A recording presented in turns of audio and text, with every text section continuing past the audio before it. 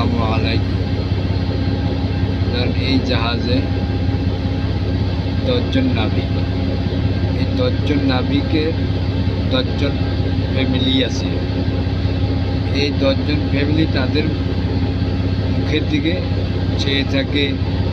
বাপ মা, ছেলে মেয়ে, হিসাব করে মাস শেষে তারা বেতন পাঠাবে, দুগা ডাল বোট ভাত খাবে।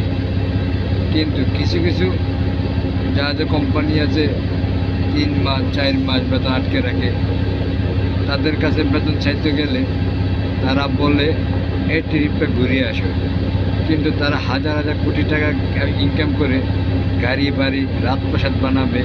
কিন্তু শ্রমিকের নাবিকের বেতন চাইতে গেলে তারা আর দিতে চায় না। জাহাজে যারা কাজ করে তাদের বলা হয় নাবিক, আর উপরে যারা কাজ করে তাদেরকে বলা হয় শ্রমিক।